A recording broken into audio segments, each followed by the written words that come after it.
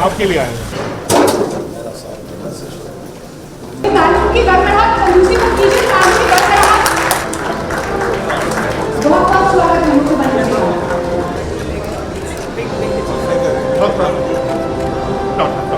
मुझे पता है सभी उत्सुक हैं मुख्यमंत्री जी।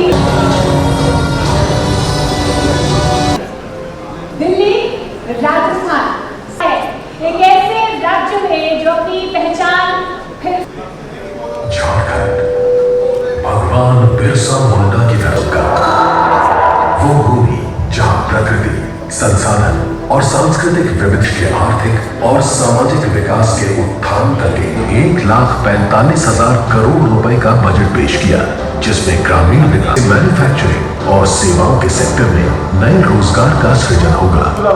सांस्कृतिक और प्राकृतिक धरोहरों को आखिर कैसे पूरा होगा श्रेष्ठ झारखंड का ये विजन? क्या है सोरेन सरकार का रोड मैप? इसी सवाल से शुरू करते हैं राज्य निर्माण से राष्ट्र।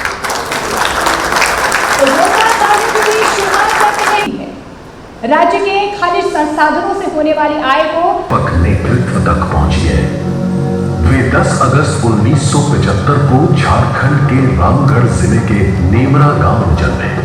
सीएम हेमंत के पिता गुरुजी के नाम से मशहूर आदिवासी नेता शिबू सोरेन है। शिबू सोरेन झारखंड मुक्ति मोर्चा के संस्थापक और देश भर में आदिवासी और जनजातियों की सबसे मजबूत आवाज थे। सीएम हेमंत झारखंड के लोगों के दिलों में बसे अपने पिता शिबू सोरेन की विरासत को आगे बढ़ा रहे हैं। सोरेन जी, नवंबर 2000 झारखंड का जन्म होता है। 25 साल हो गए झारखंड को। झारखंड मुक्ति मोर्चा जो इस मुहिम में लगे रहे कि हमने एक दिन झारखंड होगा, ट्राइबल्स के लिए, आदिवासियों के लिए, जनजातियों के लिए हम बहुत सारी चेंजेस लेकर आएंगे, बहुत सारी तब्दीलियां और बदलाव लेकर आएंगे। आज 25 साल हो गए झारखंड को। जब आप इसको देखते हैं और झारखंड मुक्ति मोर्चा के 54 साल के इतिहास को आप देखते हैं, तो क्या आपको लगता है कि जो विजन आप लेकर चले थे, जो चीज़ें आपने झारखंड के लिए सोची थी, वो कितनी कामयाब हुई और आगे आपको क्या नजर आता है कि क्या क्या करना जरूरी होगा? मैं इसमें यही कहूँगा कि ये सच है जरूर कि ये 25वां साल ये राज का हो रहा है युवा झारखंड। मुझे लगता है कि अगर राज करने के बाद से ही इस राज्य के प्रति संवेदनाएं दिखाई गई होती तो आज शायद कई मायने में राज्य में बड़े पैमाने में बदलाव देखने को मिलता है।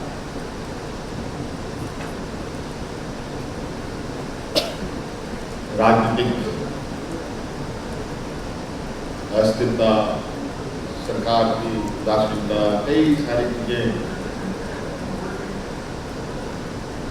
कारण रही कि आज झारखंड को जहाँ होना चाहिए, जिस उद्देश्य के साथ इस राज्य को स्थापित किया गया था, वो उद्देश्य पूरे होने चाहिए। लेकिन अब हम लोग ने मोर्चा संभाला है और आप देख रहे हैं कि ग्रामीण से लेकर शहरी व्यवस्थाओं में कई बड़े बदलाव झारखंड के हर वर्ग, चाहे किसान, गांव में रहने वाले लोग, शहर में रहने वाले लोग या आने वाली पीढ़ी को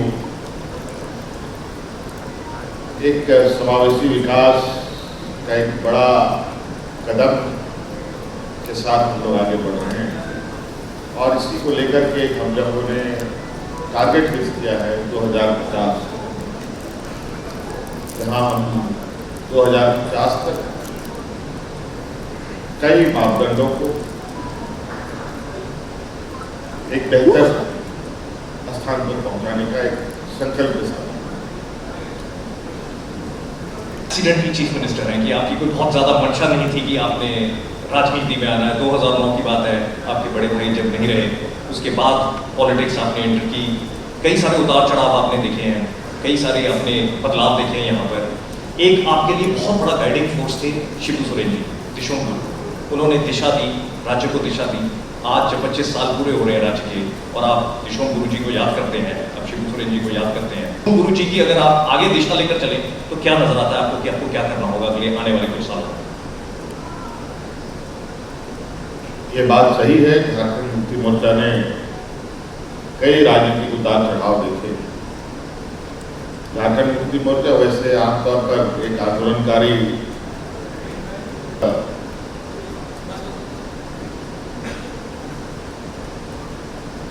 देश में कई राज्य भी बने, कई प्रशासनिक कारणों से, कई अलग अलग, कोई भाषा के आधार पर, कोई अलग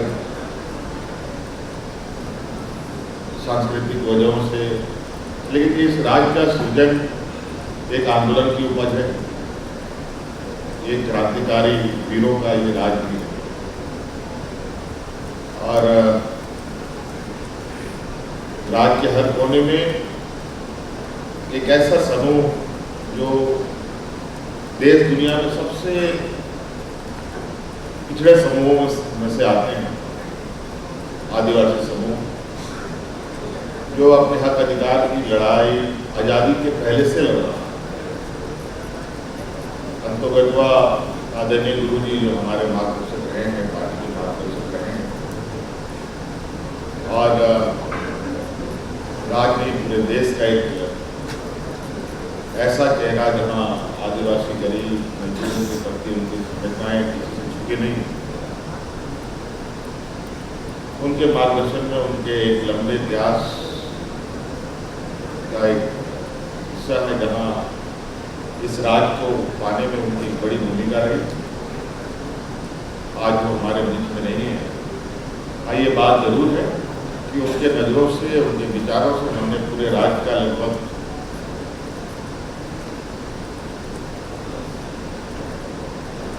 हर क्षेत्र, हर वर्ग को समझने जानने का प्रयास किया है। और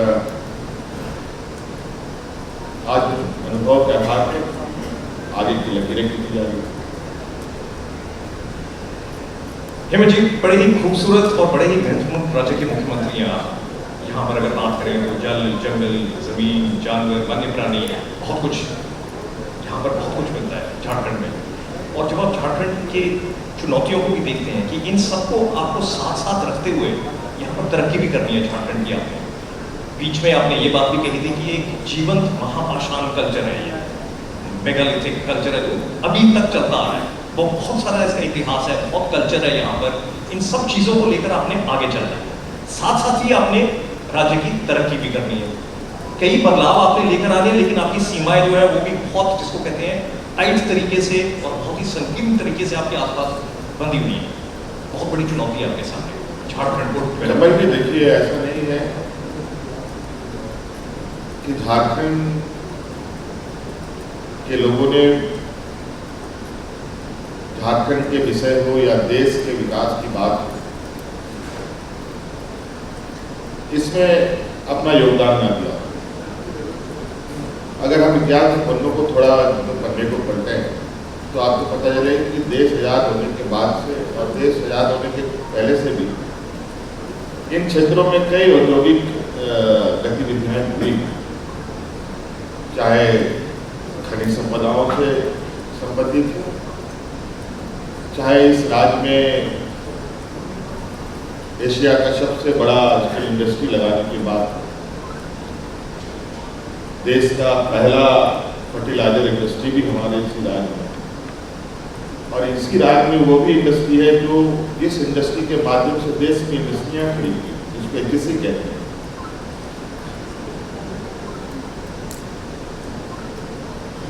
इसी एचईसी के बदौलत पूरे देश में उद्योग खड़ी हुई। डीवीसी जैसे संस्थाएं हमारे राज्य में, टाटा जैसा बड़ा समूह यहीं से जन्मा, बिरला जैसा समूह यहीं से जन्मा। एक समय देश को टाटा बिरला के उद्योग के नाम से भी जाना जाता था, जिनकी ओरिजिन झारखंडी, और इसके लिए बड़े पैमाने पे हमारे राज्य के जनमानस ने अपने इस देश के सर्वांगीण विकास के लिए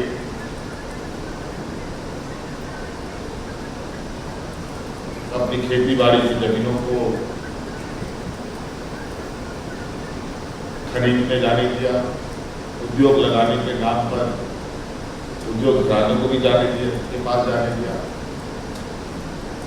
तो इस तरीके से कई सारे कंट्रीब्यूशंस इस राज्य के लोगों ने दिया।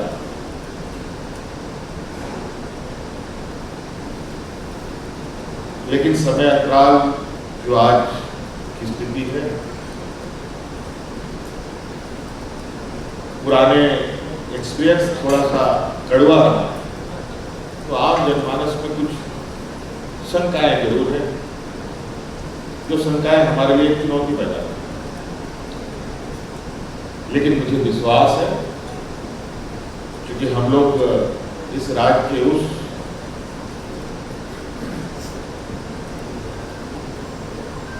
क्षेत्र का प्रतिनिधित्व करते हैं जिसमें झारखंड की मूल भावना और आत्मा बसती है।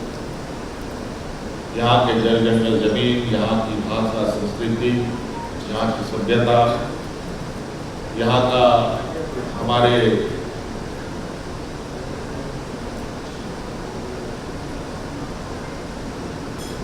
वीरों का गौरवशाली इतिहास जो हमेशा हमें प्रेरित भी करता है संघर्ष करने को।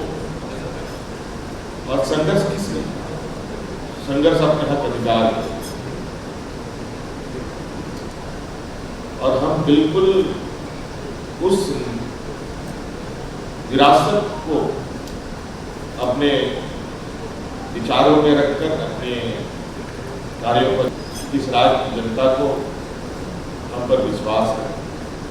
और यही वजह है शायद कि दूसरी बार, पहली बार के अनुपात में दूसरी बार बड़े समर्थन के साथ लोगों ने हमें चुना। इस विश्वास के साथ कि जो यहाँ की भावनाएं हैं, यहाँ की जो एक मजबूत विरासत है, उसको हम साथ करके आगे बढ़ेंगे। और आज बिल्कुल ये हम गर्व के साथ कह सकते हैं कि जो भी हम लोगों ने आज लकीरें खींची है वो इतनी मजबूत और इतनी गाढ़ी है कि अब थोड़ा समय आप देखेंगे आने वाला समय में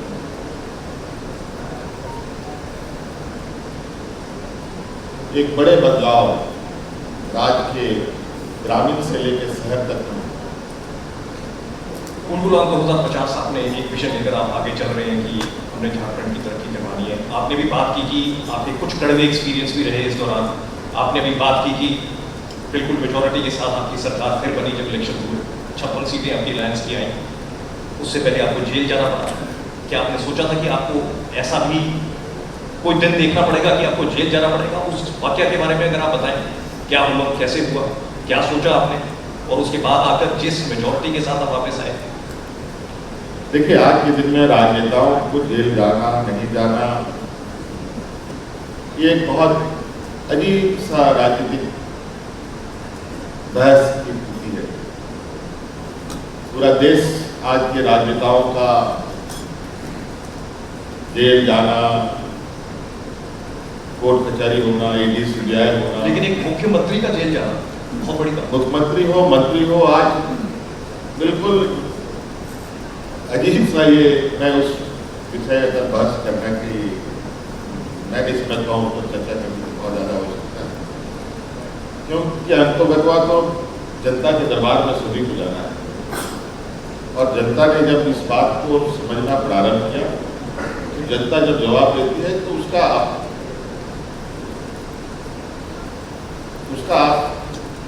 फेस नहीं कर सकते। तो हम लोग सदैव जनता की अदालत पर हमारा हम लोगों का विश्वास है। और आज कितने दिनों तक एक बेगुनाह ये तो आप बांध के रख सकते, आखिर हो सकता है कि आप बांध के रख सकते हो, लेकिन विचारों को तो नहीं बांध के रख सकते। कई ऐसे हमारे महापुरुष हम लोग के बीच में आए जो आज हमारे बीच में नहीं है, लेकिन उनके विचारों को आज हम साथ करके चलते हैं। तो झारखंड मुक्ति मोर्चा आज इस राज्य का एक पार्टी नहीं बल्कि विचार है, जो इस राज्य के लोगों के परिस्थिति को जितना और जितने इनके भावनाओं के का कदर हम करते हैं, शायद ही कोई और इसको समझता है। बिल्कुल। झारखंड की अगर आप बात करें तो देश की लगभग 40% जो खनिज संपदा है वो यहाँ पर झारखंड में 24 डिस्ट्रिक्ट आती हैं। कई चैलेंजेस आपके सामने हैं। 2 आपके टेनेंसी एक्ट यहाँ पर चल रहे हैं, छोटा नागपुर टेनेंसी एक्ट और संथाल परगना टेनेंसी एक्ट, और दोनों काफ़ी उनकी रिस्ट्रिक्शन बहुत टाइट है उनकी। एक ट्राइबल को ज़मीन दे सकते हैं, संथाल परगना एक्ट में तो ट्राइबल को भी परमिशन के साथ ज़मीन दे सकते हैं, डीसी अगर उसको अप्रूव करेंगे और पूरा उसके डॉक्यूमेंट सारे चेक किए जाएंगे। लगभग 70% ज़मीन आपकी इन एक्ट्स के तहत कवर्ड है। तो एक तरफ आप एक पुश लेकर चल रहे हैं कि हमने स्टेट को डेवलप करना है, दूसरी तरफ आपके ये एक्ट्स लागू हैं यहाँ पर जिसके चलते दिक्कत आएगी कि हम ज़मीन कैसे दे पाएंगे, इंडस्ट्रीज कैसे यहाँ पर झारखंड में आ पाएंगी। तो ये चुनौती आपके सामने खड़ी है।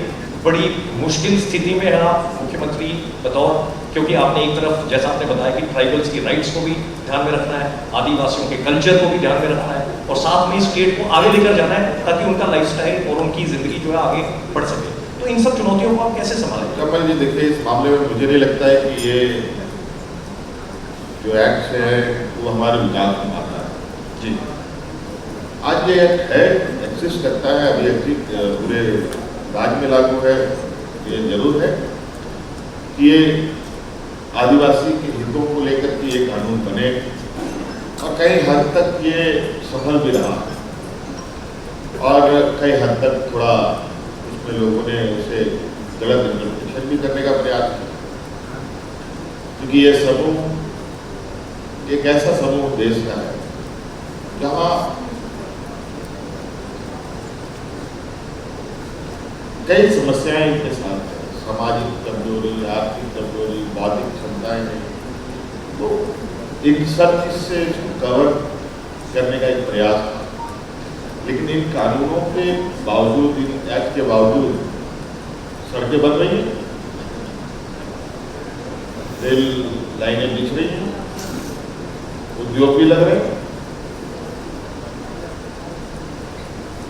और उद्योग लगे भी, खनन कार्य भी हो रहे हैं, चाहे वो संथाल परगना में हो या नागपुर में हो। कहाँ बात है? तो आप ये बता रहे हैं कि ये जो टेनेंसी एक्ट है इनके तहत किसी भी तरीके से कोई भी बाधा स्टेट की इंडस्ट्रियल डेवलपमेंट में नहीं है? बिल्कुल नहीं। अब मैं इस बात को नहीं मानता, बशर्ते आप बहुत सारे लोगों ने जरूर उद्योग के नाम पर लोगों से जमीन ठगने का प्रयास किया। अगर ऐसे लोग आएंगे तो स्वाभाविक रूप से वो चीज़ें, उसका परिणाम अच्छा नहीं होगा। तो ऐसे चीज़ों पर भी हम आगे क्यों काम करें? आज हम बिल्कुल, कि मैंने कहा ना कि लोगों को हम पर विश्वास है, और इस विश्वास के साथ हम भी अपने कार्यों को अंजाम तक पहुँचा पाते हैं कि जहाँ इन कानूनों के बावजूद आज विकास के पैमाने पे, आज देखिए भारत सरकार कई बड़े बड़े सड़कों को यहाँ बनाने का काम कर रही है, रेल प्रोजेक्ट कर रही हैं, ओवर ब्रिजेज बन रहे हैं, रिजर्वायर्स बने। तो इसमें साधारण जमीन लोगों तक नहीं गई है, लोगों की नहीं गई है, बड़े पैमाने पर लोग विस्थापित हुए, एक बार नहीं, 2 बार नहीं, 3 4 बार लोग विस्थापित हुए, लेकिन बना आज इन सब का लाभ जो घरानों को मिल रहा है। तो मुझे नहीं लगता है ये कानून विकास को लेकर कोई बाधा है, और हम लोग बिल्कुल इस भावनाओं को अक्षुण्ण रखते हुए कैसे हम राज्य में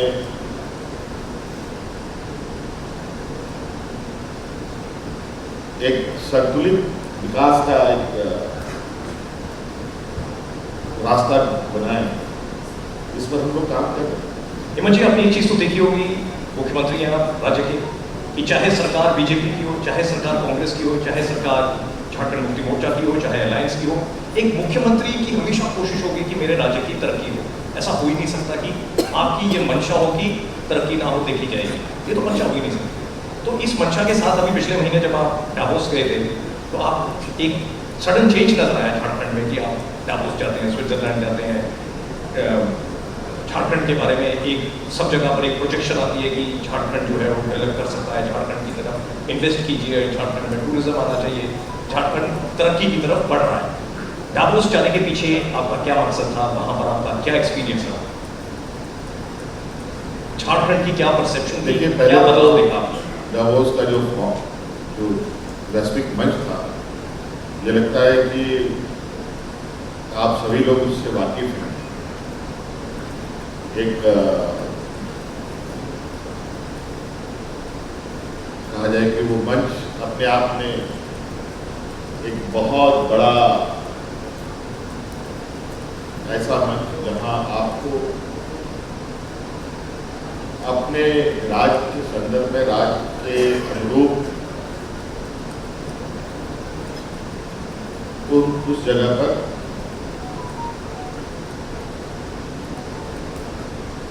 आपने बताया नहीं, अगर आज की दुनिया में कोई भी मैटर करता है वो डावोस में आते हैं, जब डावोस का समिट होता है, तो झारखंड का भी वहां पहुंचना एक बहुत बड़ी बात। ये बात सही है, ये पहली बात।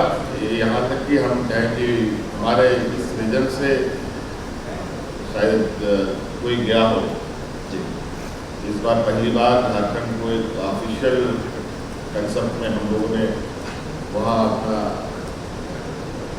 उपस्थिति दर्ज कराई है। और क्योंकि प्रयास पहले से भी था, क्योंकि देश का अर्थव्यवस्था में झारखंड का एक बहुत बड़ा योगदान है। 40% के लगभग खनिज संपदा को लेकर हम बैठे हैं। तो हमने इस संदर्भ में थोड़ा सा एक संतुलित विकास को लेकर एक विश्वव्यापी मंच पे भी जाने का एक विचार बनाया और वहां जाने के बाद बहुत सारे ऐसे समूहों से भी मुलाकात हुई, बातचीत हुई।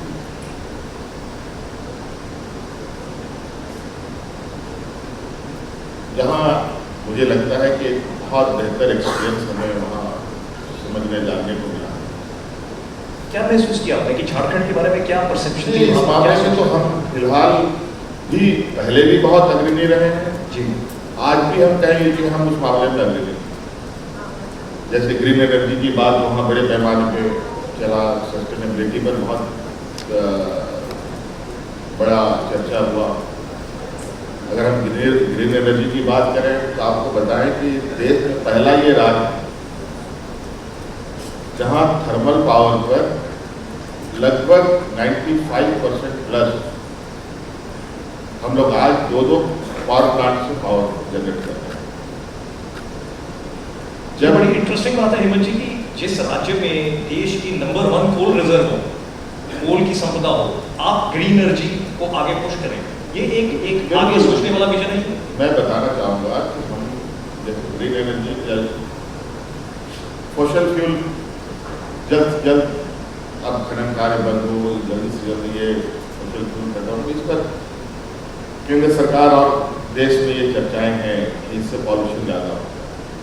आज हम लोग थर्मल पावर बना रहे हैं 95 प्लस ग्रीन एनर्जी के साथ, तो इसमें कोयला कहाँ प्रदूषित हुआ? वो तो बिल्कुल क्लीन एनर्जी के साथ हम लोग उसको यूज में लाए। तो ये टेक्नोलॉजी आज बहुत नहीं, आपने क्या बताया कि कोयले को क्लीन तरीके से यूज किया? बिल्कुल आप कर सकते हैं, स्मोकलेस आप एनर्जी बना सकते हैं, जो आज हम बना रहे हैं, जिसमें कोयले का यूज होगा लेकिन किसी भी तरीके का पॉल्यूशन नहीं करेगा या वातावरण को नहीं बिल्कुल किसी भी तरीके से डैमेज करेगा। तो इस तरीके से कौन जानता था कि बैटरी से गाड़ी चलेगी? कौन जानता था कि सोलार से ट्रेन भी चलेगा? कौन जानता था कि आज हाइड्रोजन से हम गाड़ियाँ चलाएंगे, रेल चलाएंगे? आज कंटिन्यूअस इनोवेटिव आइडियाज आते हैं, आते जाते हैं।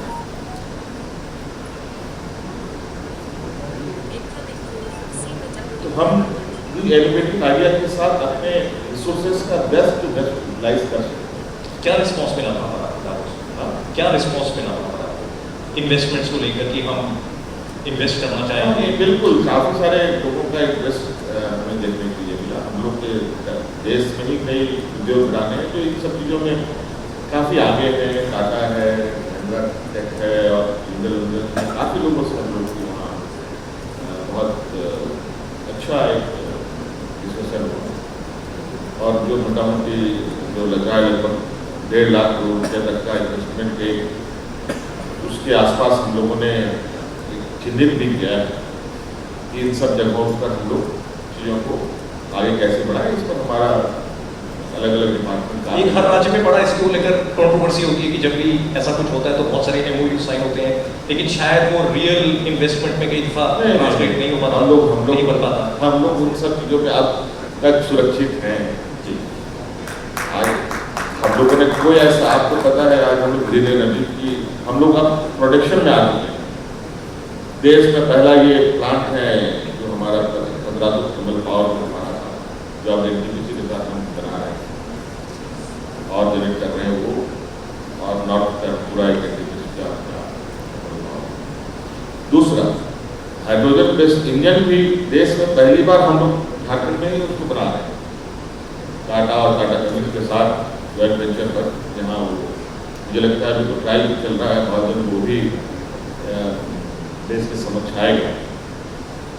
तो हम लोगों ने ऐसा नहीं कि तकनीक और मौजूदा चुनौती को ध्यान में नहीं रखना, बल्कि अलग अलग क्षेत्रों से हमारे जो यहाँ उद्योग घराने के समूह हैं वो भी इस दिशा में आए हैं और हम लोग भी उनके साथ पूरे कॉर्पोरेशन के साथ उद्योग आगे बढ़ा रहे हैं। तो मुझे लगता है कि davos का जो प्रोग्राम था, एक तो पहली बार हम लोग गए, कई ऐसे राज्य हैं जो 15 साल 10 साल से जा रहे हैं और वहाँ जाने से कई सारी चीज़ें उन्होंने अपने राज्यों के लिए भी बेहतर दिशा को चयन करने में उनको सफलता मिली। क्योंकि अब हम लोग पहली बार गए हैं तो पहली बात तो नहीं, झारखंड भी आया वहाँ, तो झारखंड के पास क्या है आज तो हमारे पास वो चीज़ें हैं जो कई राज्यों में नहीं है। हमारे यहाँ यूरेनियम भी है, हमारे यहाँ क्रिटिकल मिनरल्स, मोटा मोटी लोहा कोयला तो हम जानते हैं, आज हमारे यहाँ सोना भी निकलता है, आज हमारे यहाँ कॉपर भी निकलता है, आज हमारे यहाँ कई माइका तो है ही, अमरेल जैसे ज्वेलरी ये को बढ़ावा देने के लिए कई सारी चीज़ें। तो हमारे यहाँ जो आंतरिक संसाधन हमारे पास वो बहुत बड़े पैमाने में फैला हुआ है और उसके लिए अगर सही तरीके से इसका हम लोग एक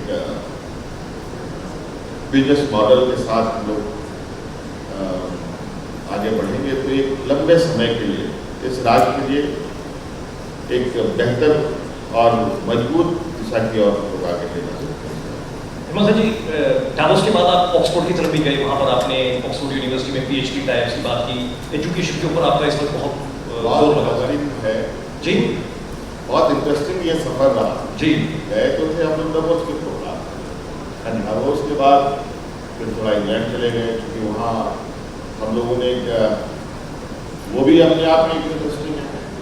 ये देश का पहला ये राज्य है जहाँ लंदन में हायर एजुकेशन के लिए बच्चों को 100% स्कॉलरशिप मिला सकता है।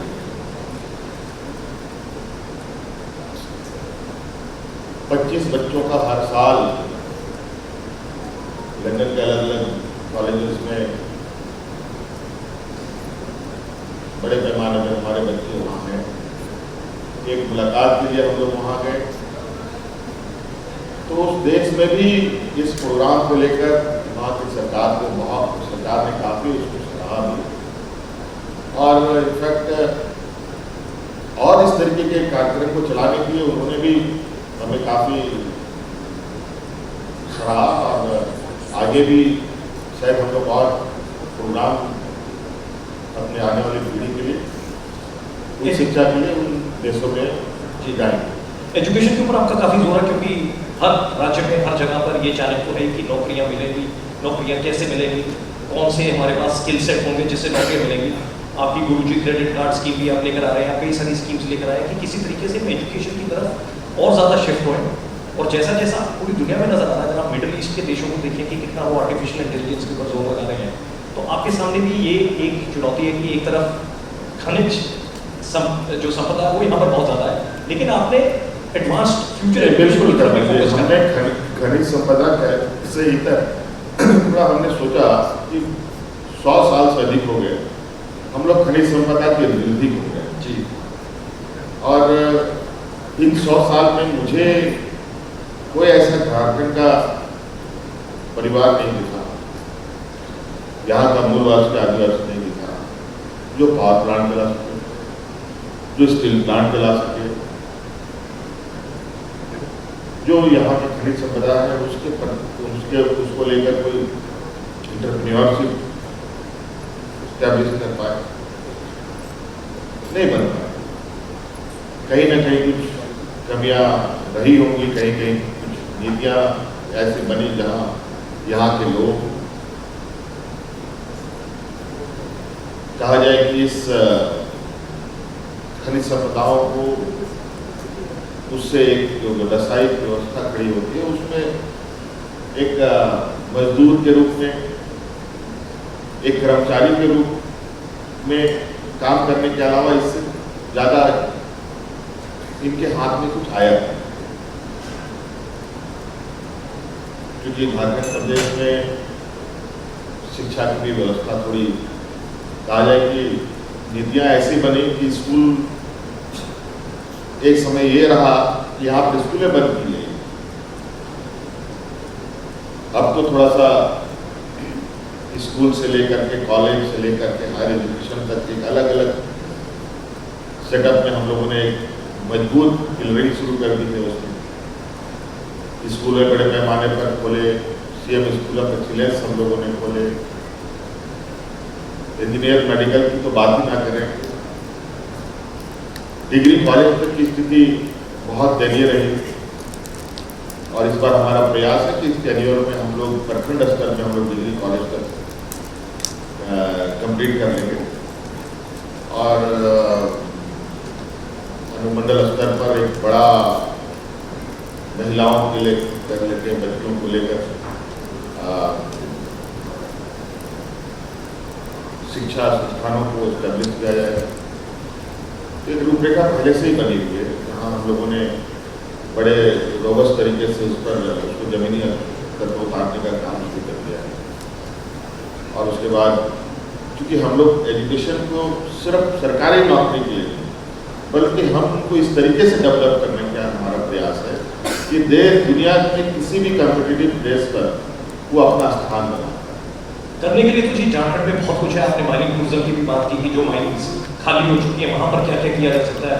टूरिज्म पार्क लगाए जा सकते हैं, अम्यूजमेंट पार्क लगाए जा सकते हैं, जहाँ पर खदान खाली हो चुकी है वहाँ पर लेक्स बन सकते हैं, कहीं कुछ हो सकता है। पोटेंशियल बहुत है यहाँ पर झारखंड में।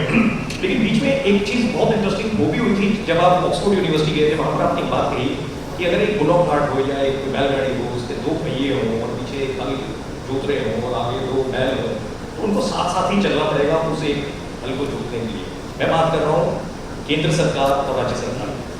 केंद्र सरकार से आपको कितना सपोर्ट मिल रहा है? आप कई दफा ये कह चुके हैं कि हमारे को सपोर्ट नहीं मिल रहा जो हमारे को मिलना चाहिए। केंद्र सरकार का ये कहना है कि हम पूरा सपोर्ट दे रहे हैं, अगर कोई दिक्कत आ रही है तो शायद कोई ऑडिटिंग में प्रॉब्लम होगी, शायद उन्होंने कोई कंप्लीशन रिपोर्ट नहीं सबमिट की होगी, लेकिन जो बाकी राज्यों को मिल रहा है झारखंड को भी मिल रहा है। लेकिन साथ में आपने ये बात भी कही कि दोनों पहियों को साथ साथ चलना पड़ेगा, तो क्या कहना चाह रहे हैं? देखिए, ये तो वो वाली बात हो गई कि घर में पति पत्नी झगड़ा अगर आपको खाना पसंद नहीं है तो उसमें 2 गिलास तेल डाल दो खाना में, खत्म खाना। तो ये उस टाइप वाली बात है।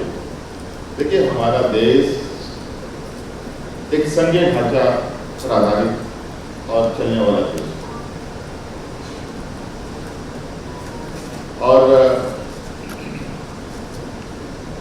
इसी संघीय ढांचा को लेकर के पूरा दुनिया में हमारी एक अलग पहचान भी बनती है और इसी संघीय ढांचा का लोग लोहा भी मानते हैं कि अलग अलग सरकारें, अलग अलग लोग, अलग अलग संस्कृति, सभ्यता, रंग भेद, अलग बोलचाल, खान पान, सब चीज़। आप देखिए कई ऐसे राज्य हैं जो अपने बोलचाल पर अलग है, खान पान पर अलग है, रंग रोगन पर अलग है। तो वैसा ही इस राज्य में उसी संघीय ढांचा का एक नमूना हम भी कि इस देश का एक अंग हम भी और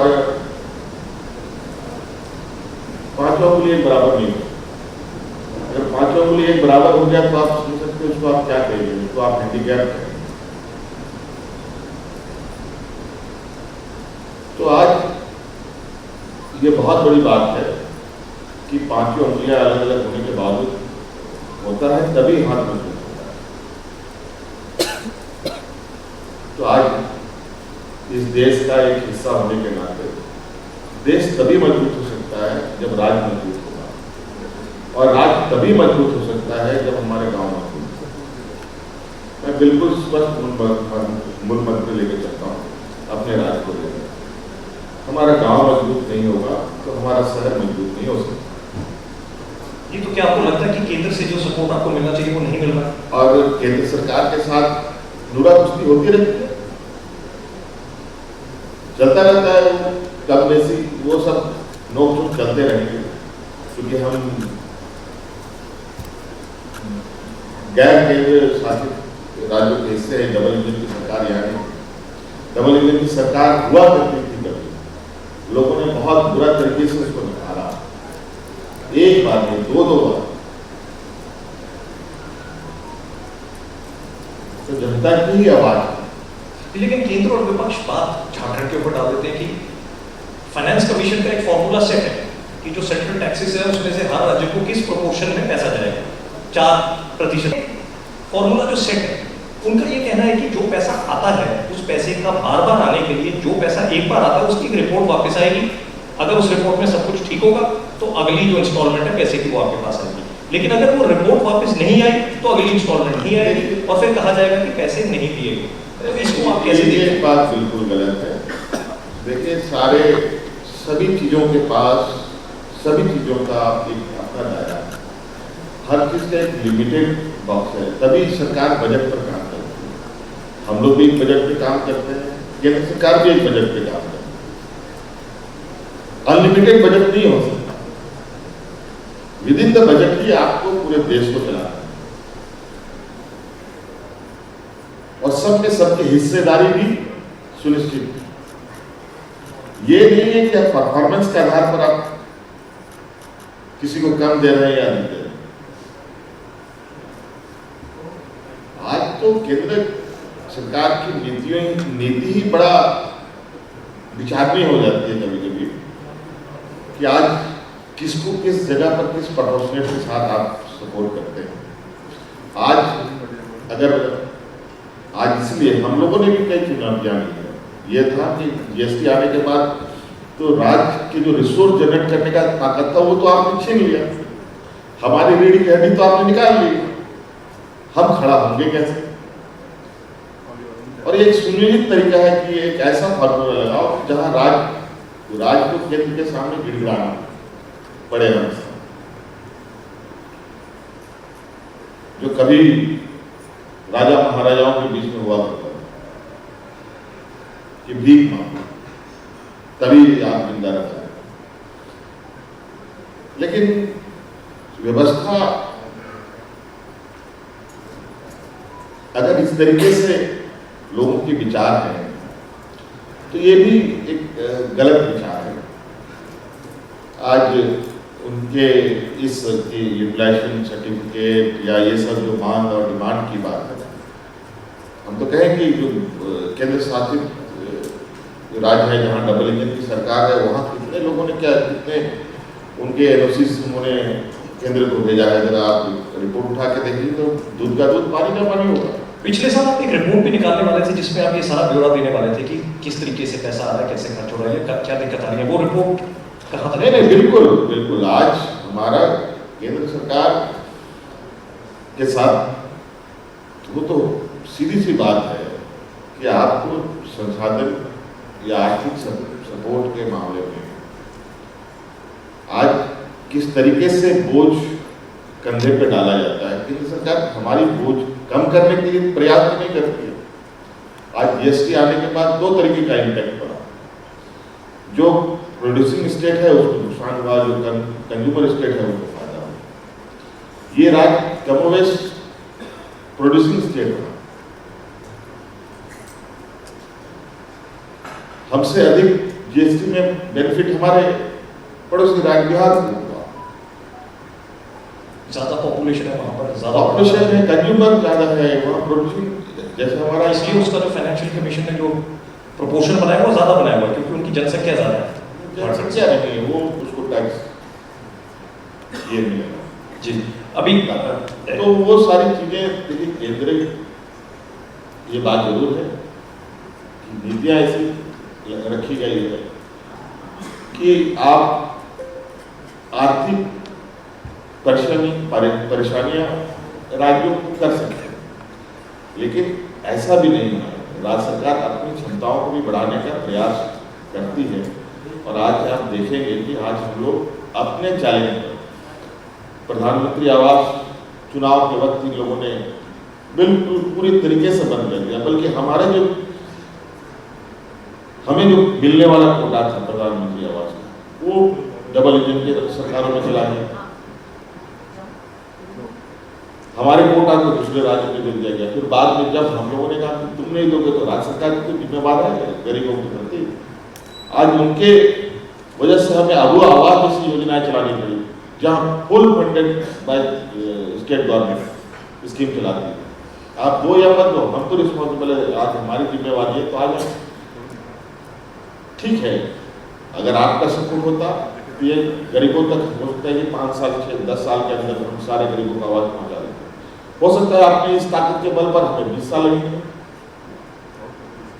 लेकिन हम करेंगे जी, क्योंकि हम संकल्पित हैं और हम अपने क्षमता, अपने पैरों पर हम इस राज्य को भी, क्योंकि ये राज्य आज तक सिर्फ देता है, इसको मिला कुछ।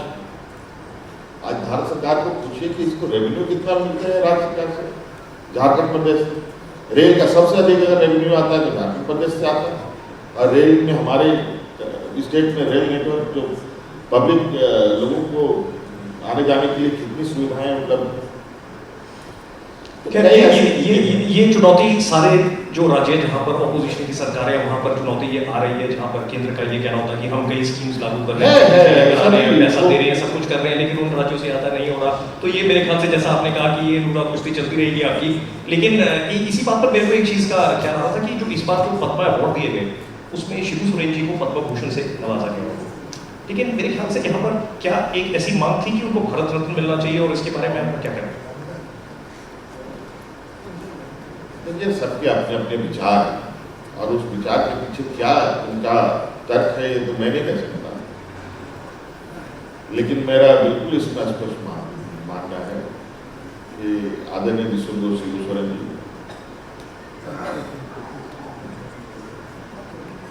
सिर्फ एक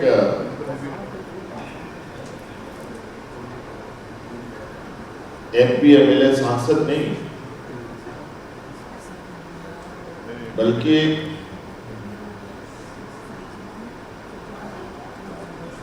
ट्रैवल आइकन के रूप में इनको हम लोग देते हैं।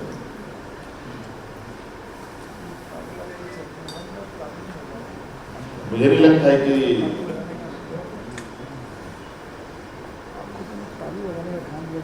उनको पहचानने के लिए कोई परिचय देने की आवश्यकता है।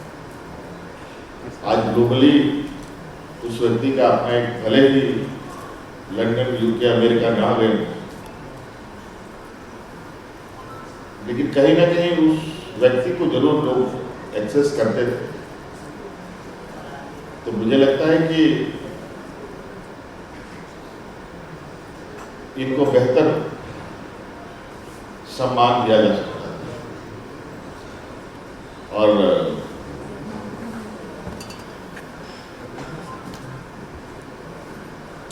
जो इनका पैरामीटर है, वो कैसा इन लोगों ने फिक्स किया है, ये तो मुझे नहीं मालूम।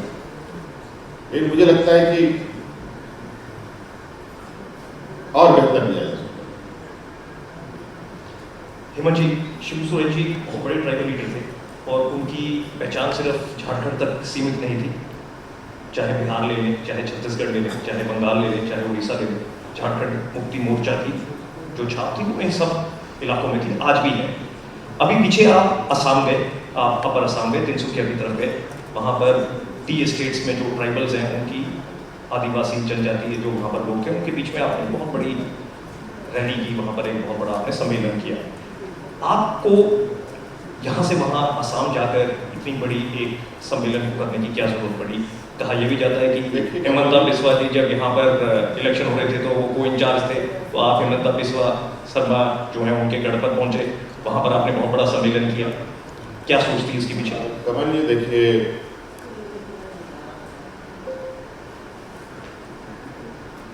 असम जाना कोई हमारे लिए अचानक होने वाली घटना नहीं है। असम हमारे आदरणीय विश्वगुरु शिबू सोरेन जी अक्षरा वहाँ जा रहे हैं और वहाँ के आदिवासियों के हितों को लेकर के उन्होंने वहाँ भी आवाज़ें रखी है अपनी। और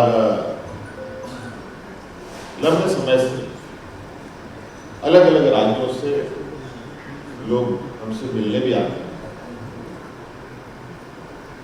कि हमारे ये या उनके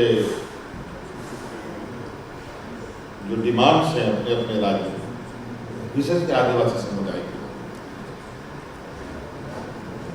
उनके अपने जो अधिकार हैं उनको लेकर जो उनका आंदोलन रहता है, उसको लेकर लोग मिलते रहते हैं। और मुझे लगता है आदरणीय गुरु जी के स्वर्गवास के बाद उनके श्रद्धांजलि सभा में पूरे देश भर से आदिवासियों ने वहाँ पर उनको श्रद्धांजलि दी। इस दौरान में भी लगभग देश के अलग अलग कोने से आए लोग से हमारी उस समय मुलाकात भी हुई थी। असम, अरुणाचल हो, बंगाल हो, तेलंगाना हो, आंध्रा हो, राजस्थान हो, गुजरात तक से लोग आए। सभी लोगों ने हमसे मुलाकात की। तो कई सारे लोगों ने धीरे धीरे अब लोग और भी बातें कर रहे हैं कि हमें अपने अस्मिता के लिए, अपनी पहचान रखने के लिए मजबूत कदम उठाने चाहिए। और असम में, क्योंकि असम हमारे लिए कोई नया नहीं है, आपको पता होना चाहिए कि पूरा देश का चाय का उद्योग आदिवासियों के कंधे पर है। अगर आदिवासियों ने हाथ खींच लिया तो देश का चाय बगान बंजर हो जाए। तो हेमंत जी, क्या आप अपने आप को झारखंड या झारखंड मुक्ति मोर्चा को यहाँ तक सीमित रखना चाहेंगे या अपने आप को एक ज्यादा बड़े आदिवासी नेतृत्व में भी देखना चाहेंगे? मैं लीडर बनने नहीं आया। लीडर बनने के लिए बहुत संघर्ष और वो सब ज्यादा एक आध लोग होते हैं। तो गुरु जी हर गली मोहल्ले में नहीं पैदा, वो लोग सदियों में एक आध लोग होते हैं। तो हम लोग जरूर उनके विचारधारा को कैरी करते हैं और उन्हीं के आइडियोलॉजी का हम लोग पार्ट भी हैं। मुझे लगता है उनकी आइडियोलॉजी को कई लोग काफी ये होता होगा कि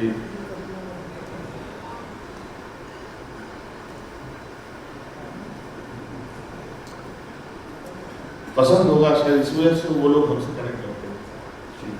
और तो मुझे लगता है कि लोगों ने हमें बुलाया, हम गए और वहाँ जो आदिवासी भाइयों का जो हम लोगों ने व्यथा देखी, अंग्रेज चले गए लेकिन अंग्रेजों की तरह सलूक आज के दिन में बदस्तूर आदिवासियों के साथ। आज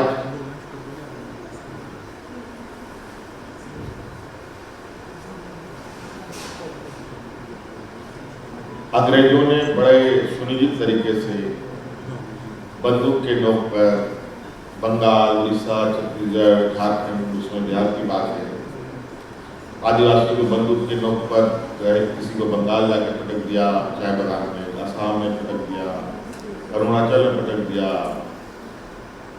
साउथ में पटक दिया, अलग अलग जगह जहाँ कॉफ़ी चाय बनाना होते हैं। आज वहाँ पर बदस्तूर लोग अपने अस्तित्व की लड़ाई लड़ रहे हैं, अपनी मान्यता की लड़ाई लड़ रहे हैं, जबकि उनको भी पता है कि ये आदिवासी है, लेकिन आदिवासी को उनको दर्जा देना उनके विचार में नहीं है, उनके सोच में नहीं है। तो ये तो बड़ा विचित्र बात है। तो आज हमने इस कदम पर पहले भी मैंने पत्र भी लिखा है असम सरकार को इस संदर्भ में विचार करने के लिए, और आगे भी इस विषय पर हम लोग जहाँ जहाँ झारखंड के लोग हैं, कम से कम मैं उन लोगों तक उनकी चीज़ों को समझने, जानने और उनके अधिकार पर जरूर हमारी चिंताएं हैं। हेमंत जी, सवाल तो बहुत सारे आपसे पूछने के लिए, लेकिन कुछ चीज़ें आपसे पूछना चाहेंगे कि तो पंचायत एक्सपेंशन के बारे में पूछना चाह रहा था, लेकिन उससे पहले बीच में एक बहुत बात ये चली कि आप दिल्ली गए हैं, बीजेपी से शायद कोई बातचीत हो सकती है, और जो अभी हम डबल इंजन की सरकार की बात कर रहे थे कि शायद कभी भविष्य में डबल इंजन की सरकार जैसी स्थिति यहाँ पर बन सके।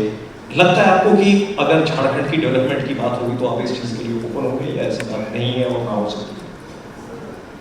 देखिए, ये सब राजनीतिक सबूते हैं, उसको उड़ते रहे, इसको उड़ाने वाले भी एक गिरोह सब अपने सक्रियता में लगा रहता है, उसका भी एक अपना रोजी रोटी है। उसमें दो तीन चीजें जुड़ गई। एक तो ये बात आई साथ में वो आगे जो ऑक्सफोर्ड में आपने कहा कि 2 पहिए जो है वो साथ साथ चलने चाहिए, तो और साथ में जो आप कह रहे हैं, देखिए मैं विदेश में गया, मैं विदेश में रह करके देश की बुराई नहीं कर सकता। ये हमारे घर की लड़ाई है, घर में दूसरे के सामने लड़ने से लोग हंसेंगे, मजाक है, हासिल कुछ नहीं। जो भी लेन देन बंटवारा करना है हम अपना इन हाउस करें, ज़्यादा बेहतर है। बाहर अपनी कमजोरी दर्शाना बेवकूफ़ी। लेकिन आपकी अलायंस पार्टनर कांग्रेस और बीजेपी बार बार ये इल्ज़ाम लगाती है कि राहुल गांधी जब बाहर जाते हैं तो वो देश के बारे में कई ऐसी बातें बोलते तो नहीं बोलनी चाहिए उनको। तो आपके अलायंस पार्टनर कौन देश के बाहर जाता है, कौन कौन क्या बोलता है, मैं उस पर बहुत ज़्यादा ध्यान नहीं देता। हाँ, ये बात जरूर है कि मैं क्या करता हूँ इस पर मैं बहुत ज़्यादा ध्यान देता हूँ।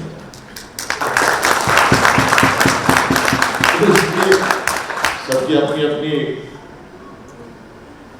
लाइन है, अपना अपना हम लोग गठबंधन में जरूर हैं, लेकिन हमारी एक दल है, कांग्रेस दल है, आरजेडी एक दल है, वाम दल है, सबके अपने अपने ट्रैक्स हैं, अपने अपने रास्ते हैं। हेमंत जी, 2 दिन पहले आपकी सालगिरह भी थी और हमारी सबकी तरफ से आपको उसकी भी बहुत बहुत शुभकामनाएं। कल्पना जी ने भी इंजीनियरिंग की है, उन्होंने अपनी इंजीनियरिंग पूरी की, आपने अपनी इंजीनियरिंग शुरू करके पूरी नहीं की आपने, तो लेकिन आपकी इंजीनियरिंग सोच के बारे में बहुत बात होती है यहाँ पे। नहीं, ये बात जरूर, उन्होंने एमटेक कर ली, उन्होंने हाँ वो उन्होंने कर ली, मैनेजमेंट भी किया है। लेकिन बताया जाता है कि आप बैडमिंटन खेलते हैं, आपको शौक है खेलने का, किताबें पढ़ने का आपको बहुत शौक है, टाइम मिलता है आपको? आप 38 की उम्र में ही आप मुख्यमंत्री बन गए थे झारखंड के पहली बार, इतनी यंग उम्र में, अभी भी खैर कुछ ज़्यादा नहीं हुई है आपकी उम्र, 50 साल के यहाँ भी। नहीं, ये बात जरूर है, हम लोग ऐसे समूह का नेतृत्व करते हैं जो बहुत निरीह और कमजोर है, बहुत कम समय है, बहुत लंबा रास्ता तय है, तो अपने कदम को उसी रफ्तार के साथ लेके चलना पड़ता है। और आज कई तूफानें आई, कई चुनौतियां झारखंड के सामने आई।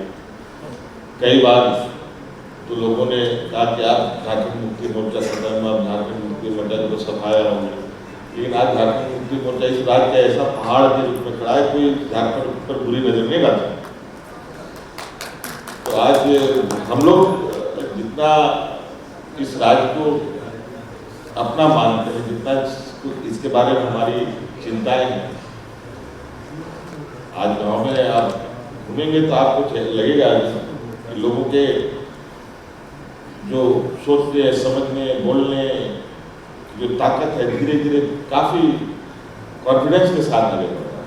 हेमंत जी, बहुत सारे सवाल रहेंगे लेकिन समय खत्म हो रहा है, तो लेकिन जाते जाते आपसे ये पूछना चाहेंगे कि एक तरफ विकसित भारत 2047 की बात है, दूसरी तरफ पूर्ण गुलाम 2050 झारखंड का विजन जो आप लेकर चल रहे हैं, अगर आप सीधे हमारे को 2050 में झारखंड में ले जाए तो क्या विजन दिखाएंगे आप? देखिए, 2050 को लेकर के हम लोग विशेष रूप से अभी उसका एक हम लोगों ने आउटलाइन ड्रॉ किया है, पूरा डिटेलिंग में अभी हम आपको नहीं बता पाएंगे, लेकिन हाँ ये बात जरूर है कि हम 2050 तक इस राज्य में जो रोने बिलखने की स्थिति है, कहीं न कहीं उसको खत्म करने की दिशा में वो बहुत बड़ा मील का पत्थर साबित होगा। और जो एक